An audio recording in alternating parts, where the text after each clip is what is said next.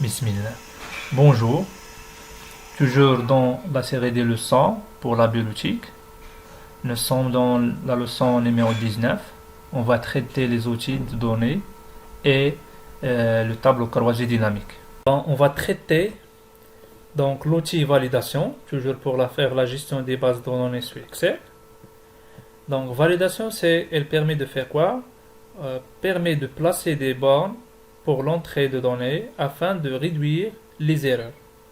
Validation, c'est-à-dire il faut faire donc des limites pour la saisie, pour éviter des erreurs externes. Par exemple, pour les notes, normalement pour les contrôles, la valeur elle se varie entre 0 et 20. C'est-à-dire lorsque l'utilisateur il va essayer d'entrer une valeur à l'externe de ces bornes, elle va me donner un message d'erreur. C'est-à-dire on va limiter donc la saisie. Ça, c'est l'outil validation. Consolider, elle permet de faire quoi? C'est une opération qui consiste à regrouper une ou plusieurs feuilles des informations structurées de la même manière depuis d'autres feuilles ou d'autres classeurs ou dans des différents emplacements dans la feuille externe. Donc ça c'est consolidé, c'est-à-dire on peut regrouper des tableaux qui se trouvent dans des différentes feuilles ou des différents classeurs ou des différents emplacements dans la feuille qui se trouvent dans la même structure. Et l'autre outil qu'on va traiter aujourd'hui c'est tableau croisé dynamique. Tableau croisé dynamique, c'est un outil qui permet de ressortir rapidement une synthèse à partir d'une masse de données, c'est-à-dire à partir d'une base de données. Il est possible de comparer une variable, une donnée, par rapport à un autre. Mais la partie la plus intéressante est l'aspect dynamique. Le tableau croisé se recalcule rapidement après que vous avez donc apporté des modifications sur les données. Pour traiter ces éléments-là, toujours on va lancer le polycope et toujours on est dans quel atelier? C'est l'atelier numéro 6. Bon, on a ce tableau-là, c'est-à-dire il va me demander toujours la première question, il va me demander d'ouvrir le classeur qui s'appelle les ateliers. On va ajouter une nouvelle feuille qui s'appelle donc atelier 6 et on va donner la couleur noire pour la couleur d'onglet. Donc toujours on va ouvrir le classeur qui s'appelle les ateliers et on va ajouter une nouvelle feuille. Donc on va l'appeler par exemple atelier 6 et on va mettre la couleur d'onglet noir. Ok, et on va faire quoi? On va reproduire le tableau qui se trouve ici. La deuxième question, on va reproduire le tableau qui se trouve ici et on va mettre la mise en forme de ce tableau-là. Pour gagner du temps, donc j'ai déjà fait la saisie. Bon. Donc j'ai déjà fait la saisie ici et j'ai fait la mise en forme. Donc on passe directement vers la question numéro 3. Créer un tableau croisé dynamique. On a déjà dit que tableau croisé dynamique, c'est pour faire des analyses. Donc la différence entre tableau croisé dynamique et l'outil total, on a déjà dit qu'on a 3 problèmes dans l'outil total. Toujours il se trouve dans données, le total. On a déjà dit que avant de faire un rapport total, il faut faire trier le tableau avant de faire ça.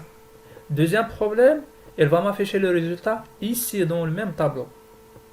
Et troisième problème, donc, on ne peut pas faire plusieurs critères ou plusieurs conditions. C'est-à-dire, on ne peut pas faire le total avec la filière et la catégorie en même temps. La même chose ici, on ne peut pas faire donc ce qu'on appelle le total par filière et par langue en même temps. On peut faire le total par filière ou par langue. Mais on ne peut pas faire les deux en même temps ou 3 critères externes. Ça, c'est les problèmes qui se trouvent dans le total. Donc l'outil, l'autre outil mieux que ça, c'est le tableau croisé dynamique, c'est-à-dire sans trier du tableau. Donc on peut l'afficher le résultat à d'autres emplacements. On peut faire plusieurs conditions ou plusieurs critères externes. Et on peut filtrer et trier dans le rapport externe. C'est-à-dire on peut appliquer des filtres et des tri dans le rapport croisé dynamique. Bon, dans la question, ils ont demandé de quoi, de faire quoi? Un tableau croisé dynamique dans la cellule B16, c'est-à-dire dans le même feu, mais dans la cellule B16, afin d'afficher, on a besoin d'afficher quoi? Les salaires, le total des salaires des personnes masculines et pour la filière TRI. Bon, on a besoin de créer, on va sélectionner le tableau et on va cliquer sur insertion, on va créer un rapport pour ça.